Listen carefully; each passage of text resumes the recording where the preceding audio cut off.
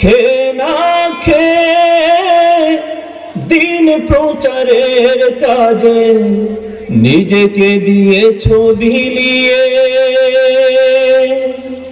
তায়েফের কাফেরেরা চিনল না আলো, দুষ্ট ছেলেদের পিছু দিল লিনিয়ে। পাথরের আঘাতে ক্ষত বিক্ষত হয়ে সারা শরীর থেকে রক্ত ঝরে। হে রাসূল তোমাকে ভুলি মোরা কেমন করে, হে রাসূল তোমাকে ভুলি মোরা কেমন করে। সকলে পড়ি আমিন, আর একটু জোরে পড়ি আমিন। ঐতিহ্যবাহী বাংলাদেশের অত্যন্ত পরিচিত এবং বিখ্যাত জেলা, বাংলাদেশের 64 অথবা 65 জেলার মধ্যে মানুষ যদি কোথাও ভ্রমণ পিপাসু হয়, নদী পিপাসু হয়, পানি পিপাসু হয়, সে মানুষগুলা চলে আসে আপনাদের কিশোরগঞ্জে। আলহামদুলিল্লাহ, কিশোরগঞ্জের ঐতিহাসিক আজকের পাকুন্দিয়া থানাধীন অবস্থিত বাসিমপুর সামাজিক উন্নয়ন সংঘ ও এলাকাবাসীর যৌথ উদ্যোগে আজকে ইংরেজি মাসের শেষ তারিখ তথা 31শে ডিসেম্বর 2025, 15ই পৌষ 1412 রোজ বুধবার, ষষ্ঠ বার্ষিক তাফসিরুল কোরআন মাহফিলের মোহতারাম সভাপতি হযরত মাওলানা লিয়াকত আলী খন্দকার সাহেব, ধর্মীয় শিক্ষক, শিমুলিয়া স্কুল অ্যান্ড কলেজ, সহসভাপতি হাফেজ মাওলানা আবুল ফারেক নাসিম সাহেব, মুহতামিম সুফিনগর হাফিজিয়া মাদ্রাসা, উদ্বোধক হযরত মাওলানা মোহাম্মদ নজরুল ইসলাম সাহেব, মাসিমপুর। ইতিপূর্বে খুব চমৎকার কথা বলতেছিলেন, হয়তো সময় পেলে আপনাদেরকে আরেকটু দিক নির্দেশনা দিতে পারতেন। যেহেতু ওলামায়ে কেরামের এই তাফসীর আলেমদের সম্মানে আজকের আপনাদের প্রধান অতিথি খুব অল্প সময়ে মাইক্রোফোন ছেড়ে দিয়েছেন, ধন্যবাদ তাকেও। আজকের মাহফিলের প্রধান অতিথি জনাব আজিজুল হক সুমন ভাই, সহকারী পরিচালক, জেলার গণগ্রন্থকার, কিশোরগঞ্জ। ইতিপূর্বে হযরত ওলামায়ে কেরাম কথা বলেছেন, অত্যন্ত চমৎকার বাচন ভঙ্গি দিয়ে মাহফিল পরিচালনা করছেন হযরত মাওলানা হাফেজ সুলতান আফজাল আইয়ুবী সাহেব। সম্মানিত এলাকাবাসী, এই নামগুলা পড়ার উদ্দেশ্য হচ্ছে আপনার আজকের মাহফিলের একটি ডিসিপ্লিন, একটি আদব, কোরআনের আদবের স্বার্থে।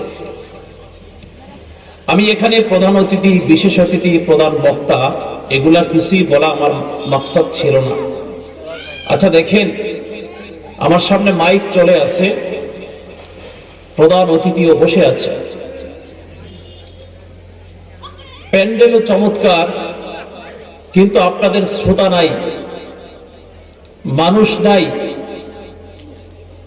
তাহলে আমি মনে করি এই মাহফিলের প্রধান আকর্ষণ আমরা কেউ নই, প্রধান আকর্ষণ হচ্ছেন আপনারা যারা শুনতে এসেছেন।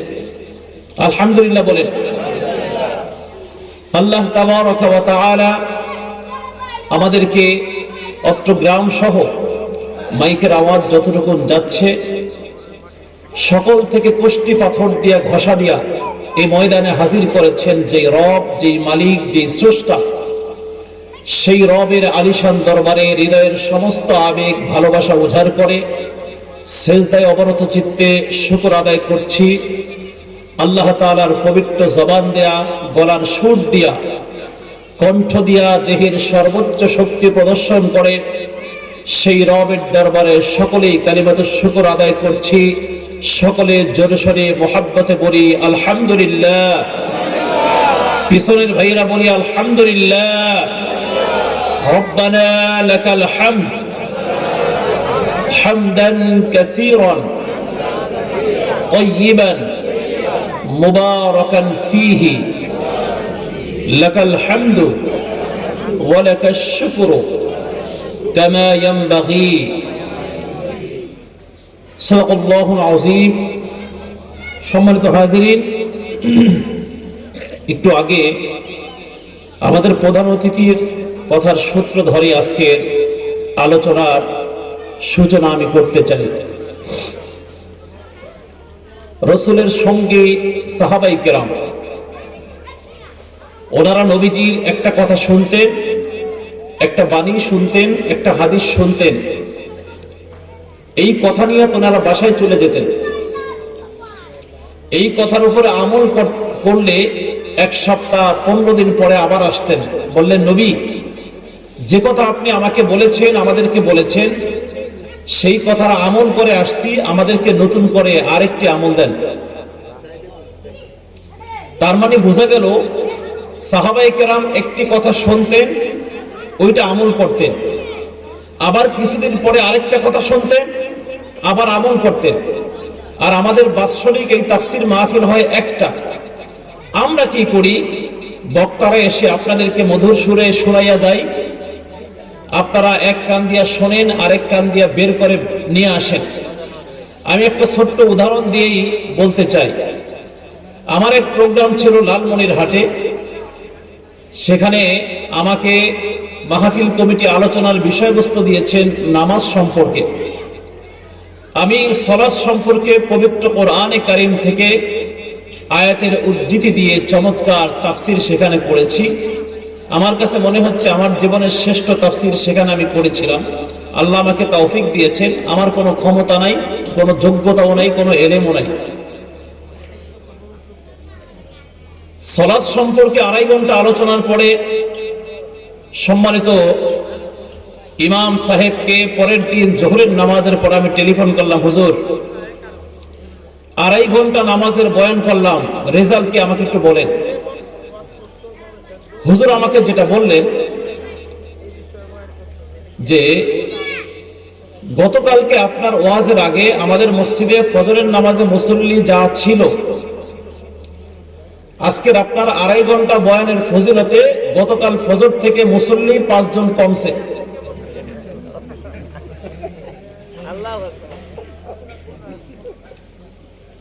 অর্থাৎ সংক্ষিপ্ত ভাষণে উনি বোঝাতে চাইলেন, হুজুর আপনি রাত 1:30টা পর্যন্ত বয়ান করছেন, বিনিময় আমাদের কন্টিনিউ মুসল্লি যারা মসজিদে আসতো ফজরের সালাতে, এই মানুষগুলা ঘুমাতে গিয়ে এরপরের দিন ফজরের নামাজে আসতে পারে নাই। 17 জন থেকে 5 জন মাইনাস হয়ে আপনার 2.5 ঘন্টা বয়ানের ফজিলত 5 জন মুসল্লি কম। এখন আমাদের প্রধান অতিথি যে কথাগুলো বলতে চেয়েছিলেন, হয়তোবা সময় পেলে আরেকটু এক্সপ্লানেশন করতেন, অ্যানালাইসিস করতেন। আমাদের সম্মানে মাইকটা ছেড়ে দিয়েছেন। উনি যেটা বলতে চেয়েছেন যে ভাই কথা কম হবে, আমল বেশি হবে। কথা ঠিক কি না? আগের যুগের মুরব্বীরা আমাদেরকে বলতেন আমাদের বাচ্চারা, যে আজ থেকে 25 বছর 30 বছর আগে নোয়াখালীর হুজুরেরা আমাদের দেশে এসে 30 বছর 40 বছর ইমামতি করে গেছেন। ওনাদের এত বক্তব্য দেওয়ার যোগ্যতা ছিল না, এত বয়ানও জানতো না, কিন্তু তারা কোনোদিন দুনিয়ার লোভে এই ঠোঁট দিয়ে একটা মিথ্যা কথা বলে না। সমাজের যে কোনো মানুষের সমস্যায় একটু পানি পড়া দিয়েছেন, সূরা ফাতিহা পড়ে সাথে সাথে অ্যাকশন। আর এখন কোরআন শরীফ খতম করলেও সেটার ফজিলত আমরা পাই না, কারণ যেই মুখ থেকে আমরা কথা বলি আমাদের মুখটা শতভাগ পবিত্র না। মুরব্বীরা আগেও কথা বলছে যে আগের জামানায়, আজ থেকে 30-40 বছর আগে সমাজের ভিতরে মসজিদগুলো ছিল কাঁচা, মুসল্লি ছিল পাকা। কথা বলেন না কেন?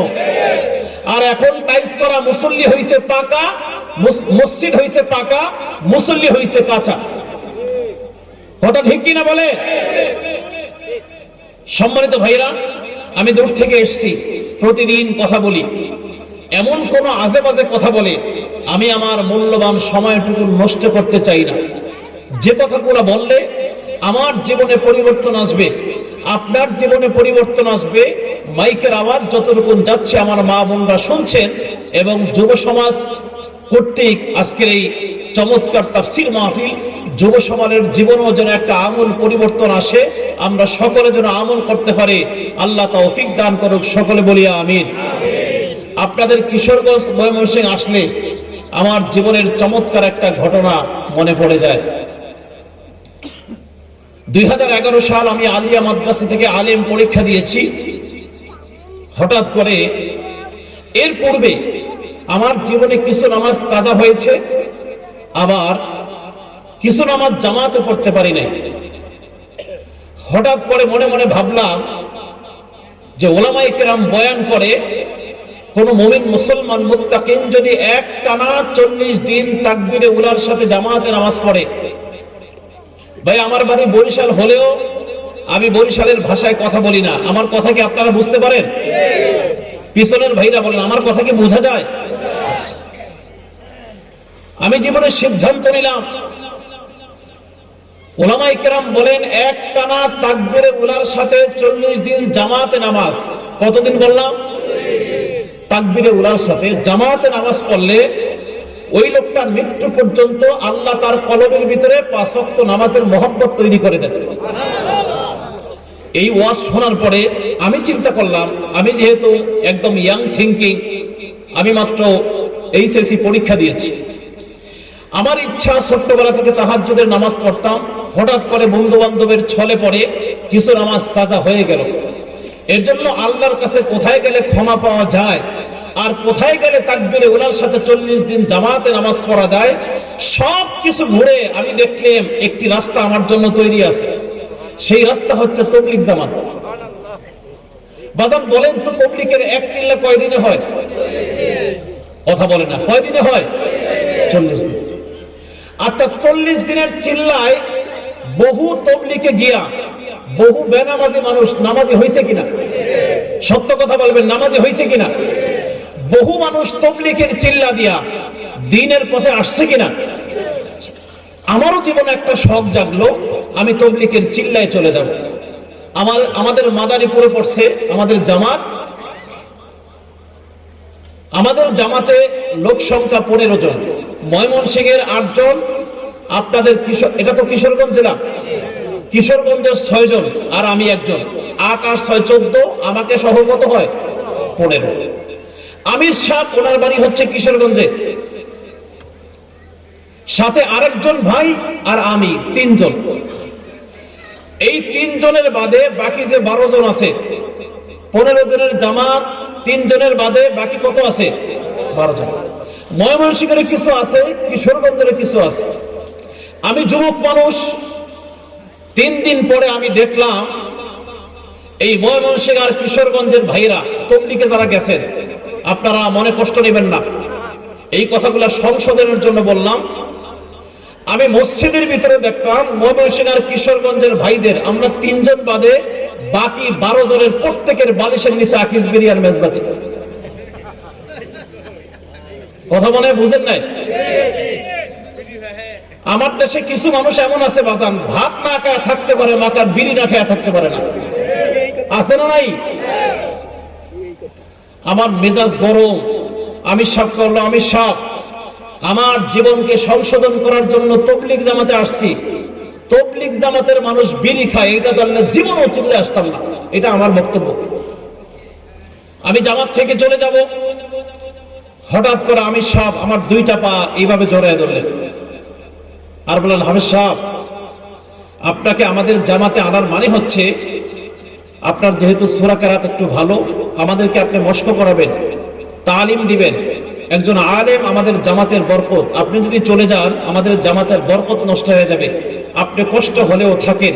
যেহেতু নবীজি বলেছেন 40 দিন এক টানা তাকবীরে উলার সাথে জামাতে নামাজ পড়লে একটা মানুষের সমস্ত অন্যায় থেকে মানুষ সৎ পথে চলে আসে।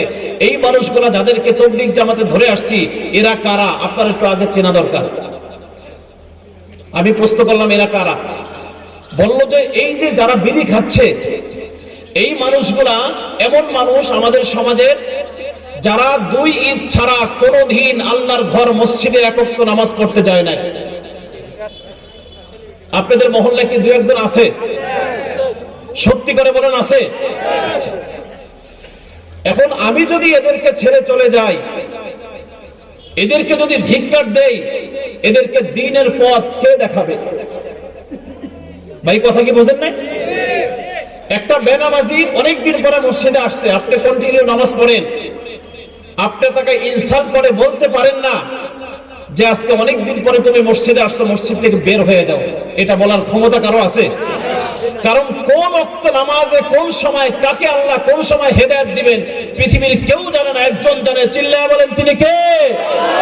এইজন্য নামাজি হলেও অহংকার করার কোনো সুযোগ নাই। বেনামাজিকে ধিক্কার দেওয়া যাবে না, মহব্বত দিয়া, আদর দিয়া, ভালোবাসা দিয়া তাকে মসজিদে আনতে হবে। এটাই তো ঠিক। আমাকে আমির সাহেব বললে, মাওলানা আপনি চলে যাবেন না, যদি নবীজির হাদিস সত্য হয়, এই মানুষগুলা নামাজ পড়তে পড়তে পড়তে পড়তে এক সময় নামাজের মহব্বত তার অন্তরে গেঁথে যাবে, এই বিড়ি অটোমেটিক তার জবান থেকে চলে যাবে। ভাই কথা কি বোঝা যায় আমার? তাবলীগের বয়স হলো 25 দিন।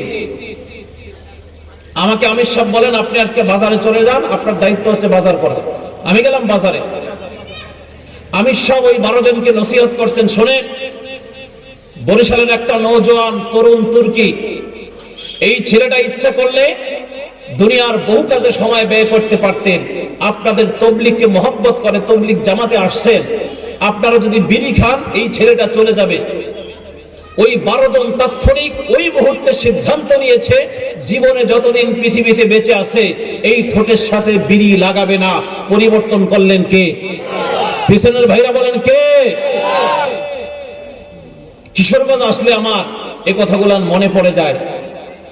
সেই মানুষগুলা যখন 40 দিন হয়ে গেল, যখন শেষ বিদায় কাকরাইল থেকে আমাকে ঝড়াইয়া ধরে কানলেন, বলেন হুজুর, আমরা যদি তবলিগ জামাতে না আসতাম আর যদি আপনার সোহবত না পেতাম, আমরা সারা জীবন বিড়ি খেতাম, আমাদের জীবনটা এইভাবেই চলে যেত।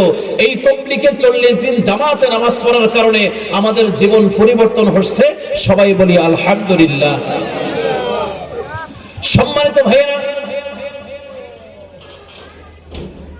আমরা চাই সমাজের মানুষগুলো অসৎ পথ থেকে সৎ পথে চলে আসুক, জাহান্নামী মানুষগুলা জান্নাতের পথে চলে আসুক। এই জন্যই তো মাহফিল। কথা কয় না? মক্কার ধরে আরবের মরুভূমিতে মক্কার ভিতরে এমন মানুষের জন্ম হয়েছিল, তাদের ভিতরে একজন ছিল দাহিয়া কলবি। নাম শুনছেন নাকি? আপন কন্যা সন্তানের প্রতি তার মায়া ছিল না, মহব্বত ছিল না। আপন কন্যা সন্তানকে পর্যন্ত জীবন্ত মাটির সাথে কবর দিয়েছে। সন্তান বলেছিল, বাবা আমাকে মেরো না, আমি তোমার ঘর থেকে যাব না, তবু আমাকে তুমি মেরো না।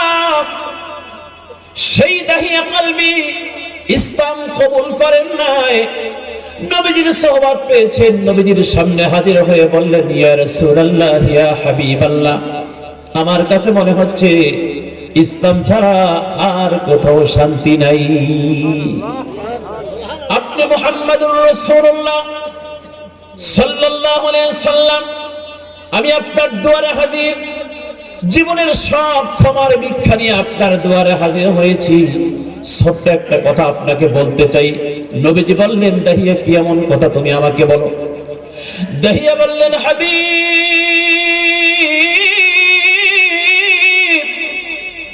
ওগো আল্লাহর নবী, আপনার চেহারার ভিতরে যেই নূর আমি দেখতে পাচ্ছি, আপনি সবাইকে কালেমার দাওয়াত দিচ্ছেন, আপনার বিরোধিতা করলাম, আমি আর বিরোধিতা করতে চাই না। আমার দিল আপনার জন্য নরম হয়ে গেল, ইসলামের জন্য নরম হয়ে গেল। ও রাসূল, আমি আপনার হাতের সাথে একটু হাতটা মুসাফা করতে চাই আর কালেমা পড়ে মুসলমান হতে চাই। নবীজি দাহিয়া কলবির হাতের সাথে হাতটা মুসাফা করবেন, হাত বাড়ায়া দিলেন। দাহিয়া একবার চোখের পানি ফেলে দিলেন আর বললেন, নবীজি শুনেন, আমার এই হাত হচ্ছে একটা অপবিত্র হাত। এই হাত দিয়ে আমি আমার কলিজার টুকরা কন্যা সন্তানকে জীবন্ত মাটির ভিতরে, কবরের ভিতরে পুঁতে রেখেছি। যখন আমার সন্তানকে মাটির ভিতরে রাখি, আমার সন্তান দুইটা চোখের পানি তখন ফলে আমার পা ধরে মাপ চেয়েছে, আমি ক্ষমা করি নাই। ও আল্লাহর নবী, দিল কত শক্ত ছিল, আজকে আমার দিল নরম হয়ে গেল। আমি আপনার হাতের সাথে হাত মোসাফা করব কি করে গো নবী? আপনার হাত হচ্ছে পুত পবিত্র, আপনার হাতের সাথে আমার হাত যায় না।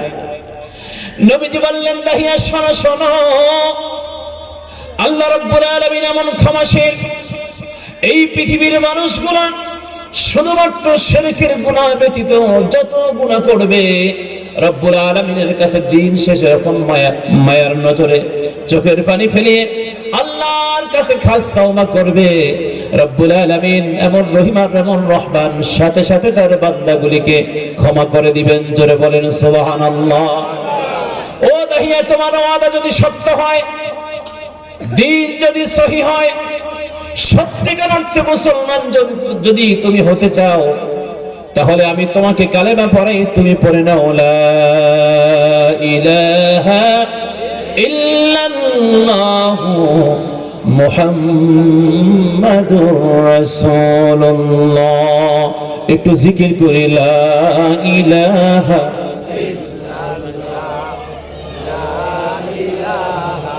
ইল্লাল্লাহ, লা ইলাহা, আরেকটু জোরে, লা ইলাহা লা ইলাহা ইল্লাল্লাহ মুহাম্মাদুর রাসূলুল্লাহ সাল্লাল্লাহু আলাইহি ওয়াসাল্লাম।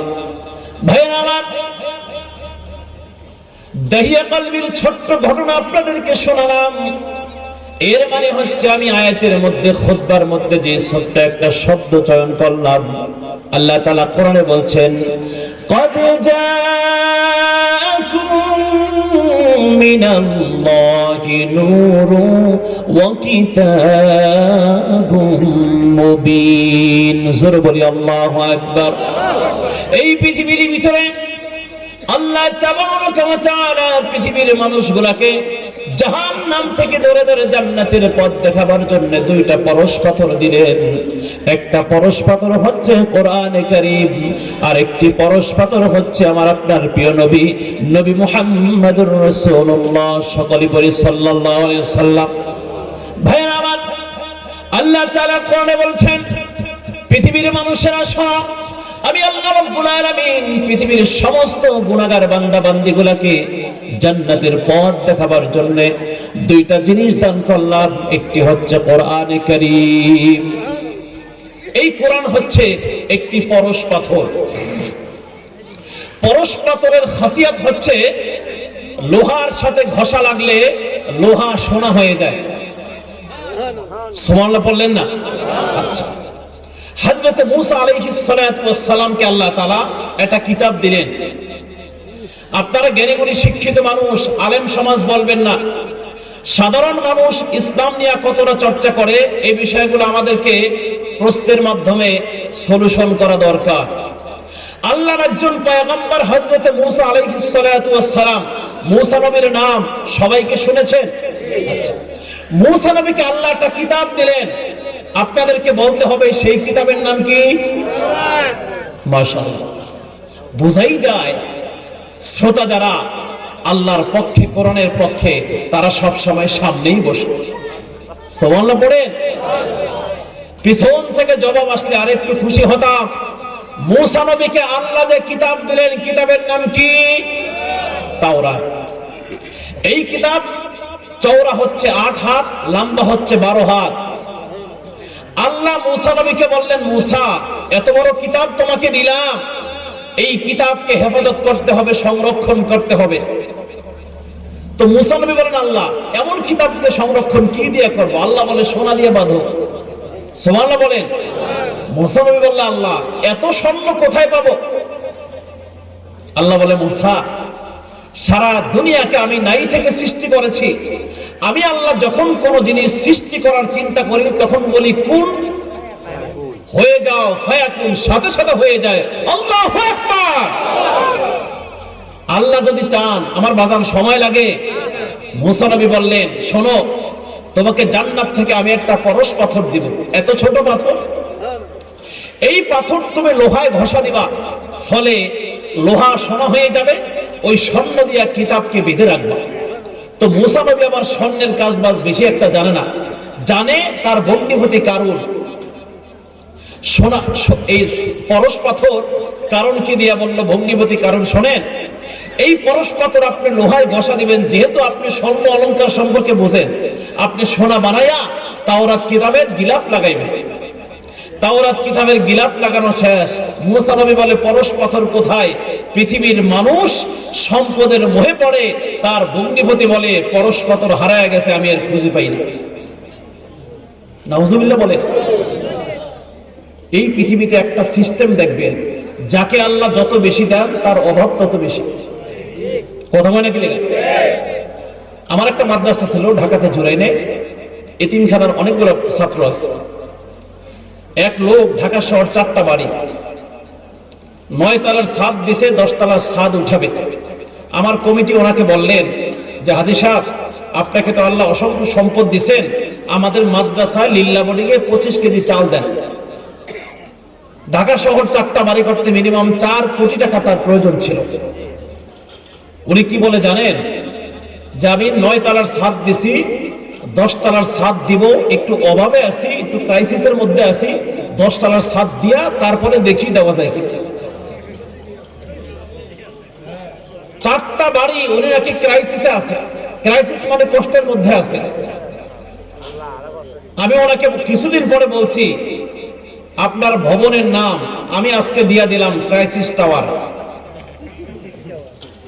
আপনি সামনে লিখে রাখবেন ক্রাইসিস টাওয়ার। আমরা বহু ঘুরে দেখেছি বাজার, ধনী মানুষ যাদেরকে আল্লাহ সম্পদ দিছে, এদের অভাবের কোনো শেষ নাই, কিন্তু একটা ভ্যানওয়ালা, রিক্সাওয়ালা, সামান্য দিন গুজরে, ওনারা অভাব কি জিনিস বোঝেও না। দিন আনে দিন খায়, রাতের বেলায় বিছানায় মাথাটা বালিশের সাথে লাগায়, সাথে সাথে আল্লাহর মেহেরবানিতে আরামদায়ক ঘুম হয়ে যায়। আর যাদের পয়সা বেশি, টেনশনে বাজান সারা রাত, ঘুমের ঔষধ সর্বোচ্চ পাওয়ারের যেটা আছে ওইটা খায়, ঘুম নামক নিয়ামত থেকে তারা বঞ্চিত। কথা ঠিক কিনা বলে? কারণ সম্পদ পায়া লোভে পড়েছে। এই পরশ পাথর দিয়া লোহায় ঘষা দেয়, লোহা সোনা হয়ে যায়। কিছুদিন পরে মুসা নবীর সাথে কম্পিটিশন শুরু করলো। সম্পদ বাড়লে খানিকটা মানুষ বেয়াদব হয়। কথা ঠিক কিনা বলেন? আবার কিছু কিছু মানুষের সম্পদ বাড়লে তারা এই সম্পদ আল্লাহর রাস্তায় সদকা করে আল্লাহর ওলিও হয়ে যায়। আল্লাহ হযরত ওসমান রাদিয়াল্লাহু তাআলা আনহুকে সম্পদ দিয়েছিলেন, সম্পদ সব আল্লাহর রাস্তায় সদকা দিয়েছেন। নবী বলে, ওসমান তোমার নাম এখন আর ওসমান নয়, তোমার নাম এখন থেকে হচ্ছে ওসমান গনি। সুবহানাল্লাহ পড়ে। সুতরাং সম্পদ থাকা এটা অন্যায় কিছু না, কিন্তু বুঝতে হবে এই সম্পদ আপনার ইশারায় হয় নাই, আপনার বুদ্ধিতে হয় নাই, আপনার চাকরিতে হয় নাই, আপনার বিদেশের সফরে হয় নাই, এই সম্পদ আল্লাহ আপনাকে দিয়েছে। তো কারুন এই পরশ পাথরের সাথে বেয়াদবি করলো, অনেক সম্পদ হলো। কারণের আত্মীয় স্বজন, ফ্রেন্ড সার্কুলার যারা আছে, আল্লাহর কাছে ফরিয়াদ করে, আল্লাহ আমাদের টাকা পয়সা নাই, তোমার কারণকে এত বেশি পছন্দ, সব সম্পদ তুমি কারণকে দিছো। কিছুদিন পরে কারণ বেয়াদবি করার কারণে তার কোমর পর্যন্ত, ঘাড় পর্যন্ত মাটির সাথে গেঁথে যাচ্ছে। মুসা আলাইহিস সালাতু ওয়াস সালাম কারণের বন্ধু বান্ধব যারা ছিল সবাইকে বলল, এই তোমরা না কিছুদিন আগে বলছি না যে কারণকে আল্লাহ পছন্দ করে, অনেক সম্পদ দিয়েছে, তোমাদের কি সম্পদ প্রয়োজন? সবাই বলল, এমন সম্পদের প্রয়োজন নাই যেই সম্পদ শ্রদ্ধা আমাকে মাটির সাথে গেঁথে রেখে যায়। ওই সম্পদ আমার দরকার যেই সম্পদ দিয়ে আমি আল্লাহ এবং তার রাসূলকে চিনতে পারি। এ কথা বলার উদ্দেশ্য আমার ওই দিকেও ছিল না। আমার উদ্দেশ্য ছিল, এটি একটি কোরআনে কারীম, মক্কার ভিতরে কাবাগরে হজ এবং উমরা করেছেন ময়দানে, এমন কেউ আছেন? আলহামদুলিল্লাহ, বাজান হাত নামান। মক্কার মানুষের আরাবিয়ান ভাষা আরবি, ওনারা বাংলা ভাষায় কথা বলে না, আরবিতে কথা বলে। আমি যখন প্রথম দিন মক্কায় ঢুকলাম, কাবাগরের ইমাম সাহেব সূরাতুন নূহ ফজরের সালাতে এটা তেলাওয়াত করছে। চমৎকার তেলাওয়াত করলেন। কিছুদিন পরে জুমা চলে আসলো। জুমার খুতবায় আমার ডানে বামে আরবের মানুষ যাদেরকে দেখলাম, ওরা তো আরবি ভাষা বুঝে। ওরা কখনো বলে আমিন, কখনো বলে সুবহানাল্লাহ, কখনো বলে আলহামদুলিল্লাহ, এটা তারা বলে।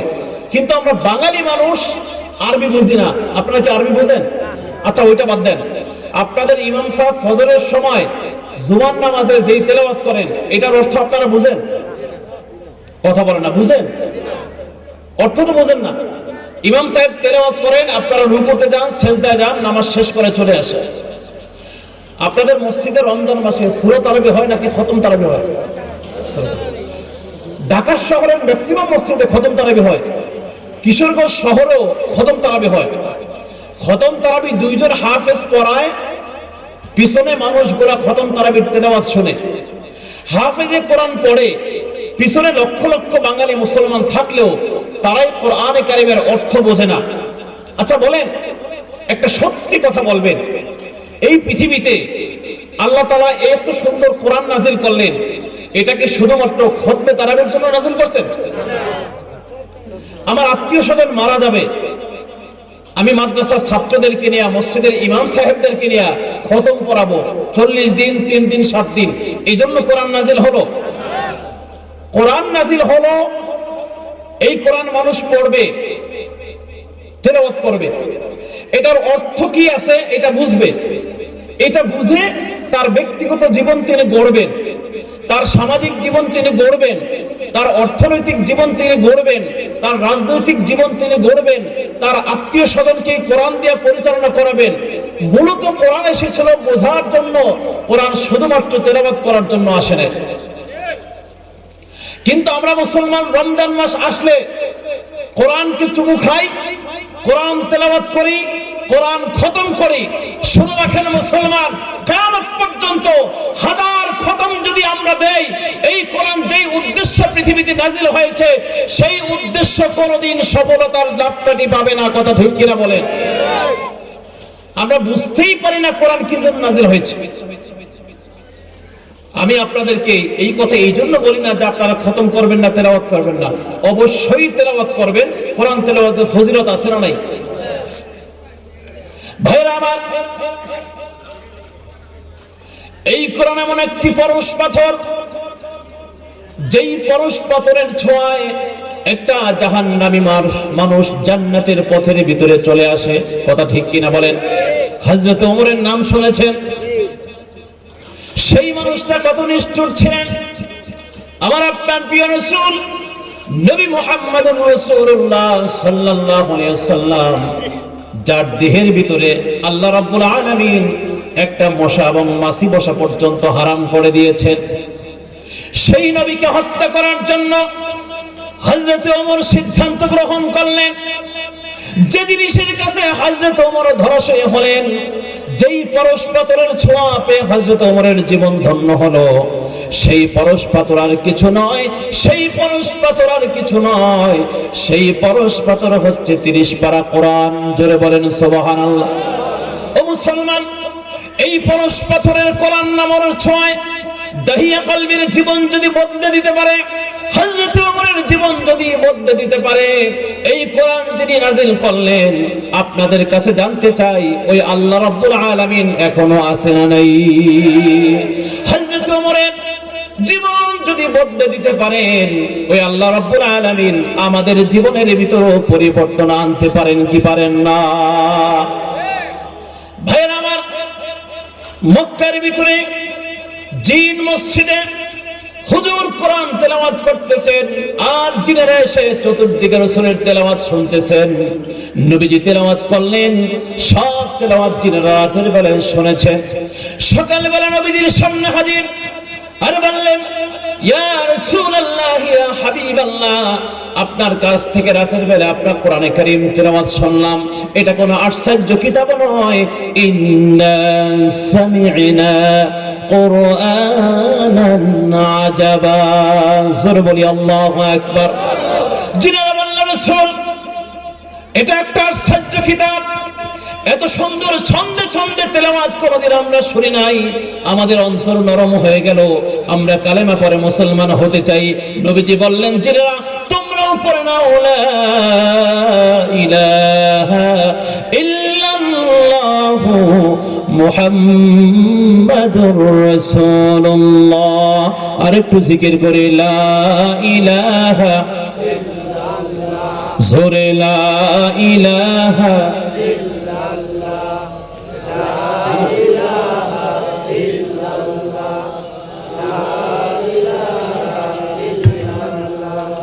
لا إله إلا الله محمد رسول الله صلى الله عليه وسلم।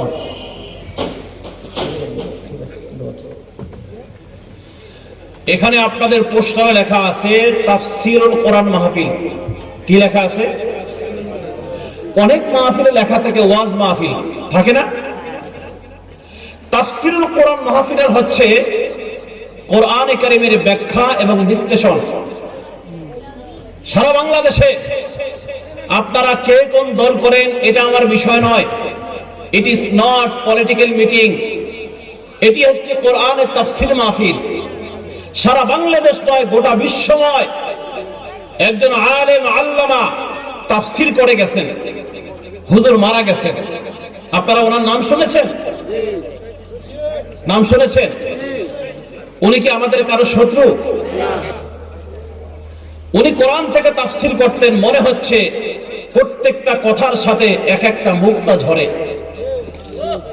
কথা ঠিক কিনা? ওই তাফসীর বাংলাদেশে এখন আর নাই।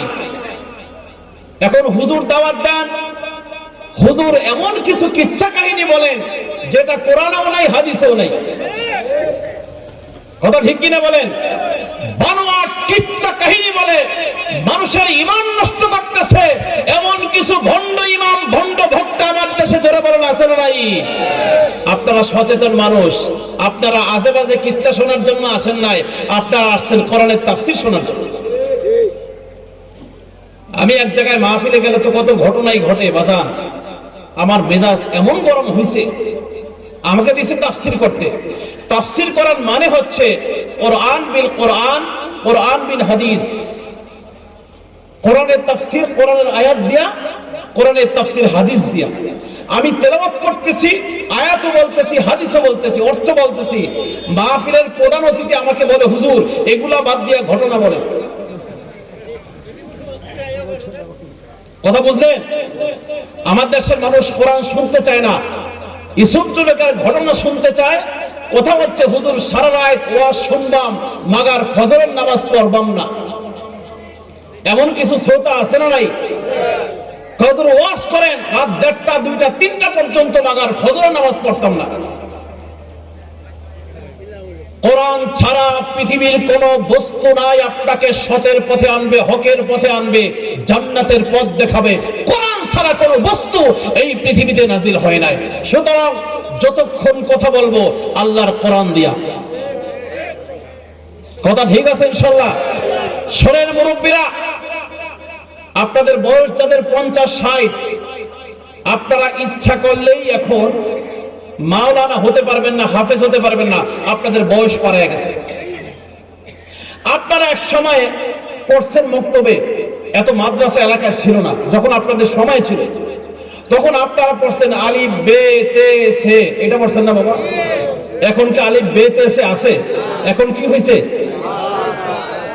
আচ্ছা, এখন ওই সময় আপনারা মাদ্রাসায় পড়তে পারেন নাই, সহি কোরআন পড়তে পারেন নাই, এটা আপনাদের ব্যর্থতা না, ওই পরিবেশ সমাজে ছিল না, এত মাদ্রাসা মসজিদ ছিল না, যার কারণে আপনারা হাফেজ হতে পারেন নাই, আলেম হতে পারেন নাই। কিন্তু যারা বর্তমানে হাফেজ হচ্ছে, আলেম হচ্ছে বাজান, এদেরকে তো আপনারা একটু মহব্বত করতে পারবেন, এতটুকু পারা যাবে কিনা? আচ্ছা ভাইরা আমার, এই কোরআন নামক পরশ পাথরের ছোঁয়া পেলে মানুষ কি হবে সে কথা আল্লাহ রাব্বুল আলামিন কোরআনে কারীমে বলে দিয়েছেন। আল্লাহ বলেন, কিতাবুন আনজালনাহু ইলাইকা লিতুখরিজান নাস মিনাজ-যুলুমাতি ইলান-নূর। একটু জোরে বলি আল্লাহু আকবার। আল্লাহ রাব্বুল আলামিন বলেন, আমার প্রিয় হাবিব, আমি আপনাকে কিতাব দিলাম, আপনি আপনার উম্মতদেরকে কিতাব তেলাওয়াত করে শোনাবেন, এটা পড়াবেন, এটা বুঝাবেন। তার মানে হচ্ছে এটা যখন আপনি বুঝাবেন, যেই মানুষগুলা শিরকিয়াতের ভিতরে লিপ্ত আছে, যেই মানুষগুলা জাহান্নামের পথে আছে, সেই মানুষগুলাকে যাতে করে আপনি কোরআন শুনিয়ে শুনিয়ে, কোরআন বুঝিয়ে বুঝিয়ে জান্নাতের পথ দেখাতে পারেন আপনার শানে, সেই জন্যই আমি আল্লাহ কোরআন নাজিল করলাম। জোরে বলি সুবহানাল্লাহ। ও মুসলমান, সেই কিতাবকে আল্লাহ তাআলা পরশ পাথর বলেছেন, এটার ছোঁয়া যারা পাবে তাদের জীবন ধন্য হয়ে যাবে। আর এটাকে যারা মহব্বত করবে, কিয়ামতের কঠিন মুসিবতের সময় এই কোরআন আপনাকে সুপারিশ করে আল্লাহর জান্নাত পর্যন্ত পৌঁছায় দিবে। জোরে বলেন সুবহানাল্লাহ। এই কোরআন কিয়ামতের দিন আপনার পক্ষে কথা বলবে। সুবহানাল্লাহ পড়েন। এখন প্রশ্ন করবেন, হুজুর কোরআন একটা বোবা জিনিস, এইটা কথা বলে কিভাবে? এইটা বোঝাবার জন্য আমাকে চলে যেতে হবে অনেক দূরে। আপনারা একজন জলিলুল কদর পয়গম্বরের নাম শুনেছেন, হযরতে দাউদ আলাইহিস সালাতু ওয়াস সালাম, নাম শুনছেন? আচ্ছা বলেন, দাউদ নবীর একটা সন্তান ছিল যাকে আল্লাহ তাআলা 17 বছর বয়সেই রাজত্ব দিয়েছেন, দেশের রাষ্ট্রপ্রধান বানিয়েছেন, পশু পক্ষীর ক্ষমতা বোঝার, ভাষার ক্ষমতা বোঝার সক্ষমতা দিয়েছেন। তার নাম হচ্ছে হযরতে সুলাইমান। নাম শুনছেন? দাউদ নবীর 19 জন সন্তান, এর ভিতরে একজন হচ্ছে হযরতে সুলাইমান। আল্লাহ তাআলা দাউদ আলাইহিস সালাতু ওয়াস সালামকে খলিফা বানালেন সমাজের। কোরআনে সে কথা বলা আছে। আমি দাউদ নবীর জীবনী থেকে কিছু কথা আপনাদেরকে বলবো, একটু ধৈর্য সহকারে বাজান বসা যাবে? আপনাদের কি খারাপ লাগতেছে? দাউদ আলাইহিস সালাতু ওয়াস সালামকে আল্লাহ বানালেন খলিফা, মানে প্রতিনিধি। ধরেন আপনারা এই সমাজের যতগুলা মানুষ আছেন, এই সমাজে একটা মেম্বার থাকে না, এর মধ্যে চেয়ারম্যান থাকে, এমপি থাকে, মন্ত্রী থাকে, প্রধানমন্ত্রী থাকে। দাউদ নবীকে আল্লাহ তাআলা একটা রাষ্ট্রের প্রধানমন্ত্রী বানালেন। কোরআনে সে কথা আছে। আল্লাহ বলছেন, ইয়া দাউদ ইন্না জাআলনাকা খলিফাতান ফিল আরদ। হে দাউদ, আমি আপনাকে একটা রাষ্ট্রের প্রেসিডেন্ট বানায়া দিলাম। সুবহানাল্লাহ কয় না? আচ্ছা, আল্লাহ দাউদ নবীকে একটা রাষ্ট্রের প্রধানমন্ত্রী বানালেন, প্রেসিডেন্ট বানাইছেন। আল্লাহ কি কোথাও কোনো ভুল করছেন? কথা কয় না। আল্লাহ ভুল করলেন? হযরত ইউসুফ নবীকে আল্লাহ তাআলা মিশরের খাদ্যমন্ত্রী বানাইছেন। আল্লাহ এখানেও কি কোনো ভুল করলেন? আল্লাহ বলেন, দাউদ ফাহকুম বাইনান নাস বিল হক। আমি তোমাকে একদিকে নবী বানাইলাম, আবার তোমাকে রাষ্ট্রপ্রধান বানাইছি। তোমার কাজ হচ্ছে সমাজে তোমার জনগণ যারা আছে, তুমি যা খাবা তোমার জনগণকে তুমি তাই খাওয়াইবা। তুমি যা পড়বা তোমার জনগণ যেন তাই পড়ে। আর সমাজে যখন বিচার করবা, কোনো ভুলভাল বিচার করতে পারবা না, যেটা সত্য বিচার ওটাই তুমি করবা। এই জন্য আমি আল্লাহ তোমাকে নবী বানাইলাম, তোমাকে এই রাষ্ট্রের প্রধান বানাইলাম। সুবহানাল্লাহ পড়েন। দাউদ আলাইহিস সালাতু ওয়াস সালাম রাষ্ট্রপ্রধান, প্রেসিডেন্ট। ওনাকে যদি আল্লাহ রাষ্ট্রপ্রধান বানায়া ভুল না করেন, ওনাকে বলা হয়েছে খলিফা। আচ্ছা, সৌদি আরবে যিনি রাষ্ট্রের সর্বোচ্চ ক্ষমতার মালিক, ওনাকে বলা হয় বাদশাহ। কথা বুঝছেন? আর দাউদ নবী রাষ্ট্রের সর্বোচ্চ ক্ষমতার মালিক, ওনাকে বলা হয় খলিফা। কিছু কিছু দেশে দেশের প্রধানমন্ত্রীকে বলা হয় রাজা। আবার কিছু কিছু জায়গায় দেশের প্রধানমন্ত্রীকে বলা হয় সুলতান, জর্ডানে। আর মিশরের ভিতরে তৎকালীন মূসা নবীর সাথে যার বেশি দ্বন্দ্ব হয়েছিল তার নাম কি? ফেরাউন। আমরা সারা জীবন মনে করতাম ফেরাউন একটা মানুষের নাম। আসলে ফেরাউন কোনো মানুষের নাম না। ওই দেশের ভিতরে যিনি রাষ্ট্রপ্রধান, দেশের প্রধানমন্ত্রী, ওনাকেই বলা হয়তো ফেরাউন। এতটুকু বুঝলেন? ওই দেশে ফেরাউন, বাংলাদেশের প্রধানমন্ত্রী, কোন দেশে রাজা, কোন দেশে বাদশাহ, হ্যাঁ, কোন দেশে প্রেসিডেন্ট, ঘুরে ফিরে একই জিনিস। আর দাউদ নবীকে আল্লাহ বানালেন খলিফা। খলিফা বানায় দাউদ নবীকে বললেন, দাউদ, আপনাকে সম্মানিত করলাম, যদি জনগণের সামনে কোনো উল্টা পাল্টা আচরণ করেন, কিয়ামতের দিন আপনি নবী, আমি আল্লাহর কাছ থেকে ছাড় পাবেন না। আল্লাহু আকবার বলেন। ওই জামানার ভিতরে একটা মহিলা 3 দিন যাবত ঘরে কোনো খাবারের ব্যবস্থা নাই। উনি চলে গেলেন সমাজের সর্বোচ্চ ধনী মানুষের কাছে, গিয়ে বললেন, শোনো, আমার ঘরে খাবার নাই, আর তোমরা ভালো ভালো খাবার খাও। সমাজের মানুষ বলল, শোনো মহিলা, এই দেশের একটা রাষ্ট্রপ্রধান আছে, তার নাম হচ্ছে দাউদ, ওনার কাছে যাও, তোমার যত খাবারের প্রয়োজন উনি তোমাকে দিয়ে দিবেন। সুবহানাল্লাহ পড়েন। ভাইরা আমার, সেই মহিলা চলে গেলেন দাউদ আলাইহিস সালাতু ওয়াস সালামের কাছে, গিয়ে বললেন, দাউদ পয়গম্বর, শোনো শোনো, আল্লাহ নাকি তোমাকে নবী বানিয়েছেন, তোমাকে নাকি রাষ্ট্রপ্রধান বানিয়েছেন। আমার ঘরের ভিতরে নাতিপুতি সহ 3 দিন যাবত ঘরের ভিতরে কোনো খাবার নাই, তুমি আমার কোনোদিন খবর নাও নাই। কিয়ামতের দিন আল্লাহ রাব্বুল আলামিনের কাছে তোমার নামে আমি মহিলা মামলা করে দিব, তুমি রাষ্ট্রপ্রধান একজন নবী, আমার ঘরে কোনো খাবার নাই। হযরতে দাউদ আলাইহিস সালাতু ওয়াস সালাম বললেন, মহিলা শোনো, আমাকে আল্লাহর রাস্তায় মাফ করো, আমি তোমার জন্য যত খাবারের প্রয়োজন সব কিছুর ব্যবস্থা রাষ্ট্রীয় কোষাগার থেকে করতেছি। দাউদ আলাইহিস সালাতু ওয়াস সালাম ওই মহিলাকে রাষ্ট্রীয় কোষাগার থেকে ছোট্ট একটা আটার টুকরি দিয়ে দিলেন। মহিলা হেঁটে যাচ্ছে, হঠাৎ করে কোথার থেকে যেন কাল বৈশাখী ঝড় এসে ওই ক্ষুধার্ত মহিলার মাথার থেকে ছোট্ট আটার টুকরি উড়িয়ে নিয়ে গেল। এবার মহিলার মন বড় খারাপ, মহিলা সামনের দিকে যাচ্ছে, দেখা হয়ে গেল একটা নওজোয়ান যুবকের সাথে।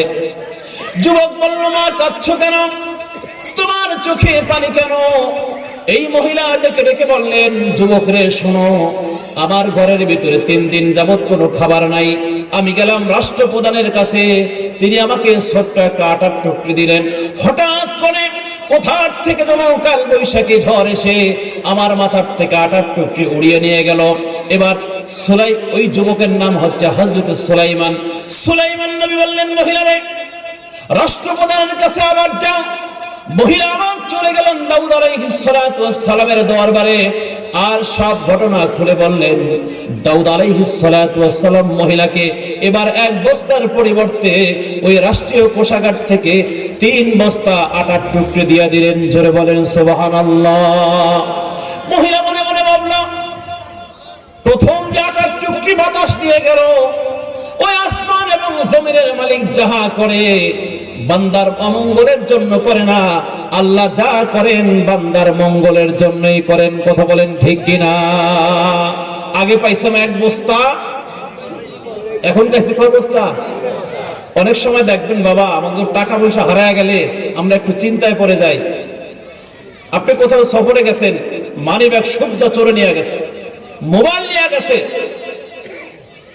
কিন্তু একবারও কি ভাবলেন আপনি হতাশ না হয়ে যদি এইটা চিন্তা করতেন যে আমার সম্পদ গেছে, মানি ব্যাগ গেছে, টাকা গেছে, আমার জীবন তো আল্লাহ বাঁচিয়ে রাখছে। এই জন্য মুরব্বীরা বলে, আল্লাহ যা করেন মানুষের ভালোর জন্যই করেন। কথা ঠিক কিনা? ঘটনা বলতে গিয়ে ওলামায়ে কেরাম বলেন, একটা লোক অফিস ধরবে সকাল 8টায়, সকাল 7টার লঞ্চ ফেল করছে।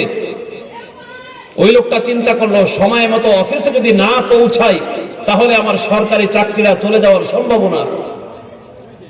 লঞ্চ ঘাটে বসে বসে চোখের পানি ফেলে কাঁদছে, আল্লাহ, এটা কি আমার কপালে ছিল? আমার সরকারি চাকরিটা যদি চলে যায়, আমি লঞ্চ ফেল করলাম, 7টায় লঞ্চ, 8টায় আমার অফিস ধরতে পারবো না। 2 ঘন্টা পরে খবর চলে আসছে, যেই লঞ্চ ওই প্যাসেঞ্জার ফেল করছে, ওই লঞ্চ পানিতে ডুবে গেছে, সমস্ত যাত্রীগুলা মারা গেছে।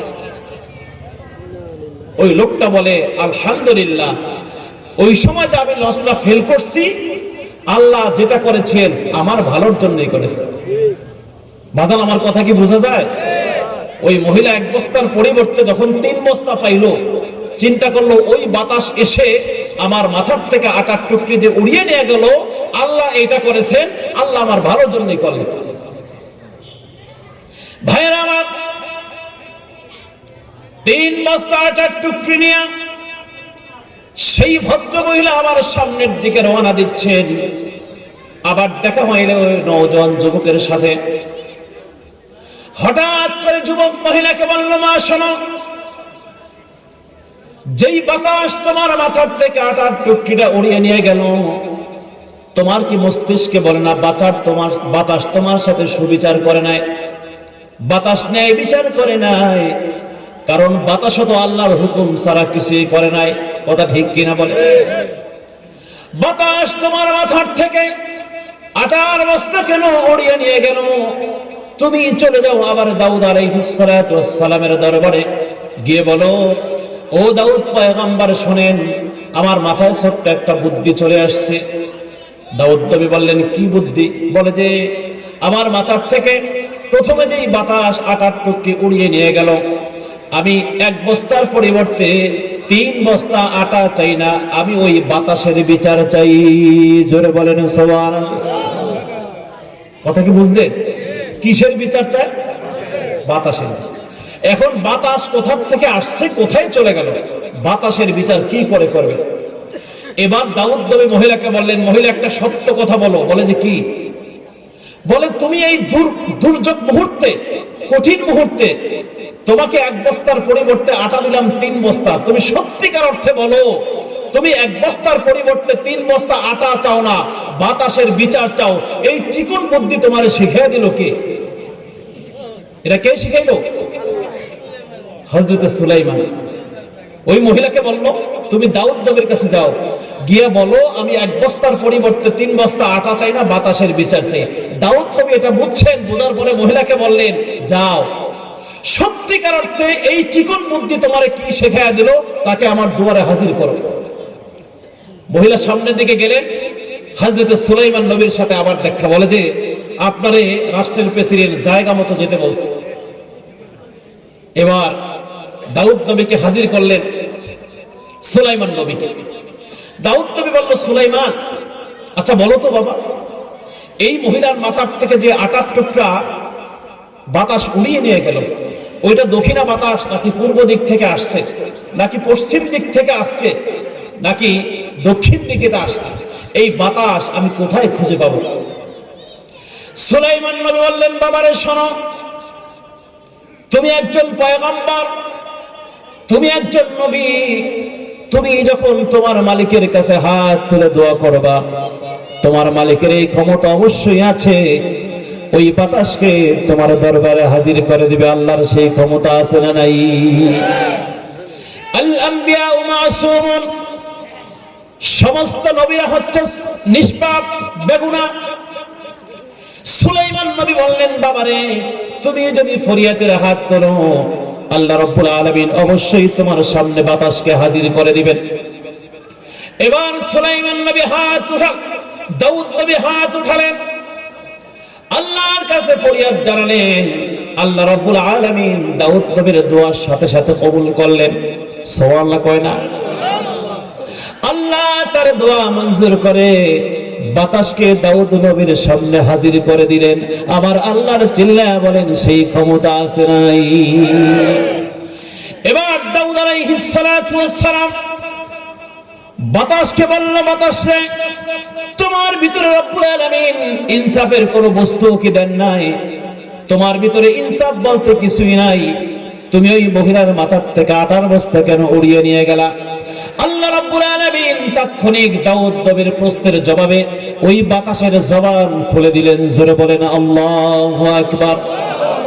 এবার বাতাস কথা বলা শুরু করলো দাউদ নবীর সাথে।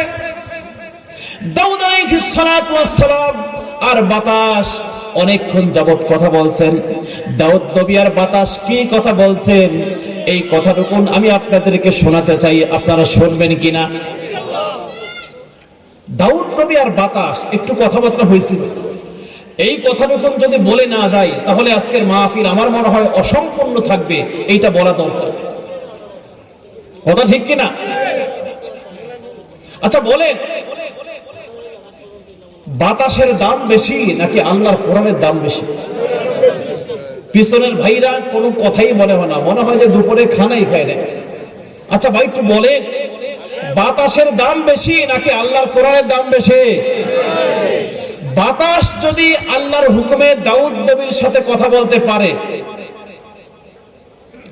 ওই যে আমি আলোচনা করলাম, কোরআনের সাথে মহব্বত রাখলে কোরআন কিয়ামতের দিন আপনার পক্ষে কথা বলে আল্লাহর জান্নাত পর্যন্ত পৌঁছে দেবে। তাহলে বাতাস যদি কথা বলতে পারে দাউদ নবীর সাথে, আমাদের এই বিশ্বাস রাখা দরকার, আমি হাফেজ হতে পারি নাই, বয়স হয়ে গেছে, মাওলানা হতে পারি নাই, বয়স হয়ে গেছে, হাফেজ হতে পারি নাই, বয়স হয়ে গেছে, কিন্তু আমার মৃত্যু পর্যন্ত আমি কোরআনের সাথে মহব্বত রাখবো, এই ইচ্ছা যদি থাকে, হাদিসে এসেছে কেউ যদি আলেমদেরকে ভালোবাসে, কোরআন ওয়ালাদেরকে ভালোবাসে, আলেম এবং কোরআন ওয়ালা যদি জান্নাতে যায়, যারা তাদেরকে ভালোবাসছে, এই কোরআন তাদের পক্ষে কথা বলে সুপারিশ করে, তাদেরকে আল্লাহর জান্নাতে পৌঁছে দিবে। সুবহানাল্লাহ পড়লেন না? এই কোরআনে তিবিয়ানাল লিকুল্লি শাই, সব কথা আছে, আছে না বাজার? আচ্ছা এইবার বলেন, আল্লাহ তাআলা দাউদ নবীকে কি জানে বানাইছেন? খলিফা। ভাই কথা বোঝেন নাই? ইয়া দাউদ ইন্না জাআলনাকা খলিফা। খলিফা মানে রাষ্ট্রের প্রেসিডেন্ট। এখন দাউদ নবীকে আল্লাহ রাষ্ট্রের প্রধান বানাইলেন, ইউসুফ নবীকে আল্লাহ খাদ্যমন্ত্রী বানাইলেন, আমাদের নবীকে মদিনার রাষ্ট্রের প্রেসিডেন্ট বানাইছেন। সুবহানাল্লাহ পড়েন। নবীজিকে আল্লাহ বলেন, নবী আপনি শুধুমাত্র নমাজের নবী না, আপনি সমাজেরও নবী। সুবহানাল্লাহ কয় না? আমাদের দেশের কিছু কিছু মানুষ আমাদেরকে বলে কাঠমোল্লা, বলে হুজুর আপনাদের কাজ হচ্ছে মসজিদে ইমামতি করবেন, এলাকায় ঘুরে ঘুরে খতম করবেন, ওয়াজ পড়বেন, নমাজের দায়িত্ব আপনাদের আর সমাজের দায়িত্ব আমাদের। আমার এক চাচা মেম্বার বিচার করতেছে, উল্টা পাল্টা বিচার। আমি কি চাচা এটা কোনো বিচার হইল? কয় টাকা খাইছেন সত্যি করে বলেন। মেম্বার আমি বললাম, চাচা কয় টাকা খাইছেন সত্যিকার অর্থে বলেন। যদি পয়সা খায় উল্টা পাল্টা বিচার করেন, আল্লাহ কিন্তু সব সিসি ক্যামেরা দেখতে আসছে। কথা ঠিক কিনা? তো বিচার করলে দাউদ নবীর মতো করবেন, বিচার করলে হযরত ওমরের মতো করবেন, বিচার করলে আমার প্রিয় নবীজির মতো করবেন, আর সেই বিচার করবেন কোরআন দিয়া। যেহেতু আল্লাহ রাসূল বলেছেন, মান ক্বালা বিহি সাদাকা, যে ব্যক্তি কোরআন থেকে কথা বলেন তিনি সত্য কথা বলেন, ওমান হাকামা বিহি আদালা, যে ব্যক্তি কোরআন দিয়া বিচার করেন তিনি ন্যায় বিচার করেন। সুবহানাল্লাহ কয় না? আমার চাচারে বললাম বিচার উল্টা পাল্টা করবেন না, বিচার আমিও করতে জানি। বলে বাতিজা তোমারে হাফেজ বানাইছি, মাওলানা বানাইছি, তোমার কাজ হইল নমাজে আর আমাদের কাজ হইল সমাজে। আচ্ছা বলেন, আমাদের নবী কি শুধু নমাজের নবী নাকি সমাজের নবী? আপনারা বলেন না মাঝে মাঝে খুশি হইয়া, আমাদের মসজিদের ইমাম সাহেব হইল আমাদের এলাকার নেতা। আপনারা বলেন না? আপনারা এলাকায় বলেন কিনা?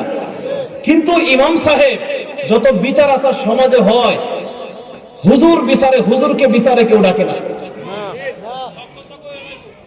সমাজের হুজুর এটা আপনারা মুখে বলেন, হুজুরকে সমাজের হুজুর আপনারা মানেন না, এটাই বাস্তব। আর আমাদের নবীজি নমাজেরও ইমাম ছিল, সমাজেরও ইমাম ছিল। নবীজি ইমামতি মসজিদেও করছে, রাষ্ট্রেও করছে। এর বাস্তব উদাহরণ আমি আপনাদেরকে একটা বলে দিই। নবী যখন মারা গেলেন, হঠাৎ করে সাহাবায়ে কেরামদের ভিতরে দল হয়ে গেল দুইটা। একটা দল হযরত আবু বকরের পক্ষে, আর একটা দল হযরত ওমরের পক্ষে। আবু বকরের পক্ষে যারা, এদেরও যুক্তি আছে, দলিল আছে। হযরতে ওমরের পক্ষে যারা, এদেরও দলিল আছে। কারণ নবীজির যে খেলাফত, যে জায়গা, নবীজি ইন্তেকালের পরে এই জায়গা ধরে রাখবেন একটা লোক তো লাগবে। কথা বলে না, লাগবে কিনা? হযরত ওমরের যে গ্রুপটা, ওনারা বলল, নবীজি বলেছেন আনা খাতামুন নাবিয়্যিন লা নাবিয়্যা বাদি, আমি শেষ নবী, আমার পরে আর কোন নবী আসবে না।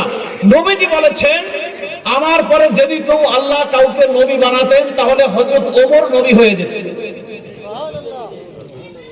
এই কথার দ্বারা ওমরের গ্রুপের যারা আছে ওরা চিন্তা করলো, নবী এই কথা দিয়ে ইঙ্গিত করেছেন যে নবীজির পরে খেলাফতের দায়িত্ব পালন করবেন হযরতে ওমর।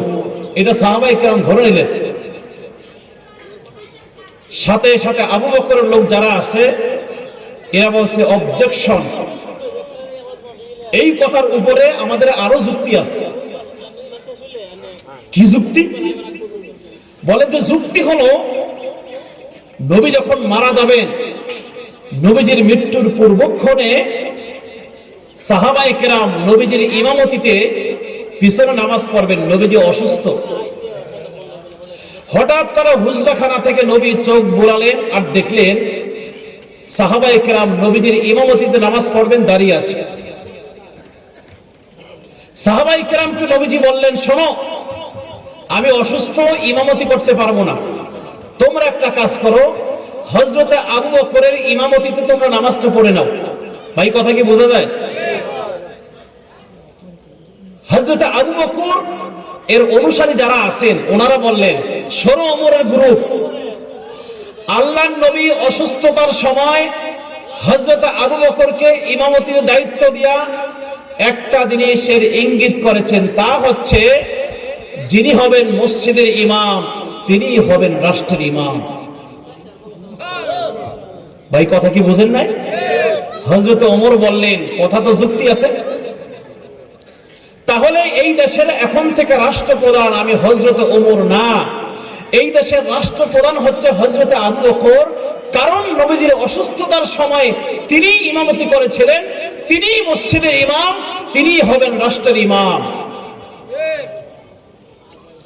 কিন্তু আমার দেশের মানুষ আমারে শুধু মসজিদের ইমাম হিসাবে মানতে চায়, বক্তা হিসাবে মানতে চায়, খতম পড়াবো এই জন্য মানতে চায়। আমি যদি বলি আমি রাষ্ট্রের ইমাম হব, এরপরে আমাকে বলে হুজুর আপনাদের রাজনীতিতে আসার কি দরকার আছে? আপনারা মোল্লা মানুষ, খতম করবেন, ইমামতি করবেন, আপনাদের দায়িত্ব শেষ।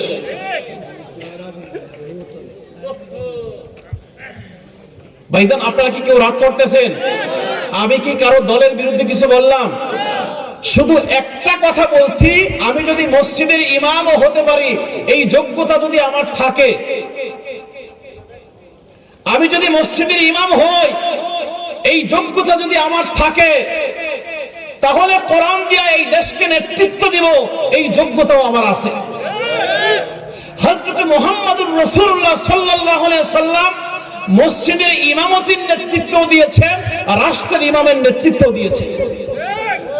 তাহলে ওনারা যদি রাষ্ট্রের ইমামতি করতে পারেন, আমি ইমামতি করতে গেলে আমার বেলায় আপনাদের এত ফতোয়া কেন? এটার জবাব আমি একটু আপনাদেরকে শোনাতে চাই, একটু শুনবেন? আচ্ছা শোনেন। কোরআন দিয়ে রাষ্ট্র চালালে কোরআনের বিচার হচ্ছে ওয়াস-সারিকু ওয়াস-সারিকাতু ফাকতাউ আইদিয়াহুমা, চোর পুরুষ হোক নারী হোক হাত কেটে দাও, বিধান কার? যারা পিছনে বলবে না, আমার মনে হয় তাদের একটু সন্দেহ আছে এই কথা আল্লাহ কইছে কিনা। চোর পুরুষ হোক নারী হোক হাত কেটে দাও, এই বিধান কার? আল্লাহ। এই বিধান মানতে আপনার কোনো সমস্যা আছে? আমার কোনো সমস্যা আছে? আপনি চোর হলে আপনার হাত কাটা যাবে, আমি যত বড় বক্তা হই, আমি যদি চোর হই আমার হাত কাটা যাবে। কোরআনের বিধান সবার জন্য সমান, কথা কয় না? এটা কি রাজনীতির আলোচনা? কোরআনের বিধান কায়েম হলে চোর চুরি করলে হাত কেটে ফেলবে, আমি যত বড় বক্তা হই আমার হাত কেটে ফেলবে। আল্লাহর বিধান, এইটা কি কোনো রাজনীতির কথা? এই সমস্ত কোরআনের কথা বলার কারণে আমাদেরকে 17 বছর পর্যন্ত এই ময়দান থেকে লজ্জিত করেছে, অপমান করেছে। আমরা মনে মনে ভেবেছিলাম 5ই আগস্টের পরে হয়তোবা মন খুলে কোরআনের কথা বলতে পারবো, কিন্তু সেই ময়দান আমাদের জন্য এখনো উন্মুক্ত করা হয় নাই। কথা বলেন ঠিক কিনা? এখনো আমাদেরকে বলে হুজুর কোরআনের সব কথা বলা যাবে না। আশ্চর্য মুসলমান, আল্লাহ বলেছেন আফাতুমিনুনা বিবাদিল কিতাব ওয়া তাকফুরুনা বিবাদ। তোমরা কি তাদের মতো নাকি যারা কোরআনের কিছু অংশকে মানে আর কিছু অংশকে অস্বীকার করে? ফামা জাযাউ মান ইয়াফআলু যালিকা মিনকুম ইল্লা খিজিউন ফিল হায়াতিদ দুনিয়া। কোরআন দিয়া যারা নামাজ মানে সমাজ মানে না, কোরআন দিয়া যারা নামাজ মানে সমাজ মানে না, যদি আল্লাহর কোরআন দিয়া সমস্ত কথা আমাদেরকে বলতে বাধা প্রদান করে, আর যদি বলে কোরআনের সব কথা বলতে পারবেন না, তাহলে 5ই আগস্ট ওই মহিলার সাথে যা ঘটছে তোমার সাথে তাই ঘটবে। সুতরাং আমরা কোন দলের এজেন্ডা হয়ে কাজ করতে চাই না, আমরা সবাই আল্লাহর দলের লোক। কথা ঠিক কিনা বলেন? আমার সোজা সাপটা কথা, সারা বাংলাদেশে আমি কোন জামাত ইসলামী চাই না, চরমনাই চাই না, বিএনপি চাই না, আওয়ামী লীগ চাই না, জাতীয় পার্টি চাই না, এনসিপি চাই না। আমি একজন মুসলমান, যে লোকটা যেই দল আল্লাহর কোরআনের পক্ষে কথা বলবে আমি তার সাথে আছি। যে কোরআনের পক্ষে আমরা তার পক্ষে, কারণ কোরআনের পক্ষে মানেই হচ্ছে আল্লাহর পক্ষে। দল দুইটা, একটা হচ্ছে হিজবুল্লাহ আর একটা হচ্ছে হিজবুশ শয়তান। যারা আল্লাহর দলের লোক তারা কোরআন দিয়া কথা বলে, যারা শয়তানের দলের লোক তারা কোরআন দিয়া কথা বলতে দেয় না। ও পাকুন্দিয়ার মুসলমান, ও যুব সমাজ, আমি আপনাদের কাছে জানতে চাই, যদি সময় আসে আপনারা কি শয়তানের দলে থাকবেন নাকি আল্লাহর দলে থাকবেন? দুই হাত তুলে আল্লাহকে দেখান।